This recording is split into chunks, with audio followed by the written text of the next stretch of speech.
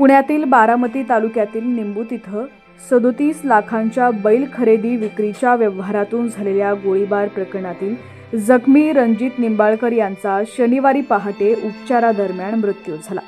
निंबाळकर यांच्या मृत्यूमुळे त्यांच्या 9 महिन्यांच्या मुलीचे पितृछत्र हरपल्यानं सर्वत्र हळहळ व्यक्त केली जाते आणि विशेष म्हणजे चिमुकलीच्या डोळ्यात देखतच हा संपूर्ण थरार घडला।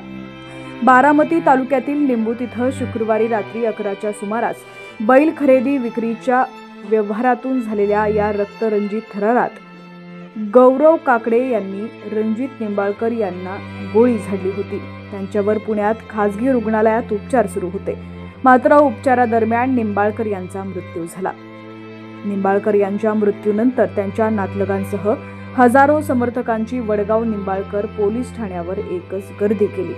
आरोपी गौतम काकडेला अटक करा, शिवाय सुंदर बैल मूळ मालकाला परत करा अशी मागणी जमावासह निंबाळकर कुटुंबानं लावून धरली। शुक्रवारी रात्री रणजित निंबाळकर, अंकिता निंबाळकर आणि त्यांची 9 महिन्यांची चिमुकली अंकुरण निंबाळकर हे निंबूत इथं काकडे यांच्या घरी पैशाच्या व्यवहारासाठी गेले होते। त्याच वेळी वाद झाला आणि 9 महिन्यांच्या मुलीसमोरच आणि पत्नीसमोर निंबाळकर यांच्या डोक्यात गौरव काकडे यांना गोळी झाडली। या घटनेत रणजित निंबाळकर यांचा मृत्यू झाल्यानं 9 महिन्यांची मुलगी अंकुरण बापाला पोरगी झाली। गुन्हेगारांना शिक्षा करा, मला न्याय हवा आहे अशी मागणी अंकिता निंबाळकर यांनी केली होती। संपूर्ण बातमी पुढे पाहूयात, त्याआधी तुम्ही HPN मराठी न्यूज चॅनल पहिल्यांदाच पाहत असाल आणि अजूनही चॅनलला सबस्क्राइब केलं नसेल तर नक्की सबस्क्राइब करा आणि बेल आयकॉनवर क्लिक करून नोटिफिकेशन्स मिळवा, जेणेकरून आमचे अपडेट्स लवकरात लवकर तुमच्यापर्यंत पोहोचतील। तर रणजित निंबाळकर यांनी सुंदर नावाचा बैल आरोपी गौतम काकडे यांना 37 लाख रुपयांना विकला होता। त्यानंतर 5 लाख रुपये विसार म्हणून दिले होते। उर्वरित रक्कम 27 जून रोजी नेण्यासाठी बारामती तालुक्यातील निंबूत इथं त्यांच्या घरी बोलावलं होतं। त्यानुसार रात्री 11च्या सुमारास रणजित निंबाळकर, फिर्यादी अंकिता निंबाळकर व त्यांची 9 महिन्यांची मुलगी अंकुरण हे निंबूत इथं गौतम काकडे यांच्या घरी गेले होते। याच वेळी व्यवहाराचे रूपांतर वादात झाले आणि वाद विकोपाला गेला। एकतर व्यवहार पूर्ण करा किंवा तुमचा ॲडव्हान्स परत देतो, मला माझा बैल परत द्या म्हणून रणजित निंबाळकर म्हणाले। याच वेळी गौरव काकडे यांनी रणजित निंबाळकर यांच्यावर गोळी झाडली। उपचारादरम्यान रणजित निंबाळकर यांचा मृत्यू झाला। रणजित निंबाळकर हे फलटण परिसरात सर या नावानं परिचित होते। ते फलटण इथं ज्ञानज्योती करिअर अकॅडमी चालवत होते। यात सैन्य व पोलीस दलातील भरतीपूर्व प्रशिक्षण दिलं जात होतं। गेल्या 1.5 ते 2 वर्षांपासून बैलगाडा शर्यतीत उतरले होते, त्यामुळे बैलगाडा क्षेत्रात ते नावरूपाला आले होते। निंबाळकर यांच्याकडे असणारा सुंदर बैल पश्चिम महाराष्ट्रात प्रसिद्ध होता। सुंदरला त्यांनी माळशिरसमधून 21 लाखांना विकत घेतलं होतं।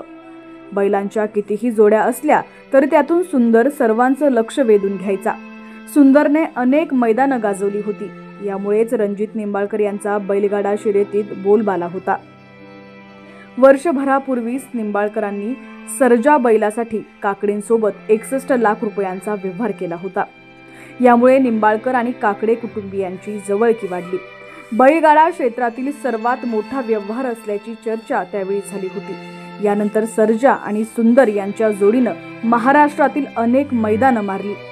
यात सुंदर बैलाच्या विक्रीच्या व्यवहारातून निंबाळकर आणि काकडे यांच्यात वाद झाला।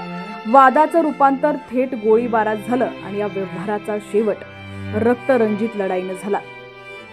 ही सर्व घटना घडली आहे सोमेश्वर सहकारी साखर कारखान्याचे माजी अध्यक्ष काकडे यांच्या घरात। काकडे घराण्याचा इतिहास देखील आपण पाहूया। राज्याच्या राजकारणात बारामतीच्या निंबूत येथील काकडे घराण्याची विशेष ओळख आहे।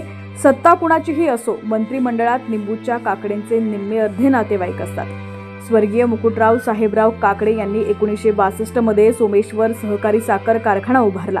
मुकुटराव काकडे यांचे बंधू बाबालाल काकडे, माजी खासदार स्वर्गीय संभाजीराव काकडे यांचा राज्याच्या राजकारणात कायम दबदबा राहिला। मुकुटराव काकडे यांचे पुत्र शहाजी काकडे यांनी ज्येष्ठ नेते शरद पवारांविरोधात विधानसभा लढवली होती। शहाजी काकडे यांनी अनेक वर्ष सोमेश्वर सहकारी साखर कारखान्याचे अध्यक्ष, उपाध्यक्षपद सांभाळलं। गौतम काकडे आणि गौरव ही शहाजी काकडे यांची 2 मुलं आहेत। त्यापैकी गौतम काकडे हे फरार होते आणि पोलिसांनी त्यांना काल अटक केलेली आहे। तर याआधी शहाजी काकडे आणि गौरव काकडे यांना देखील पोलिसांनी अटक केलेली आहे।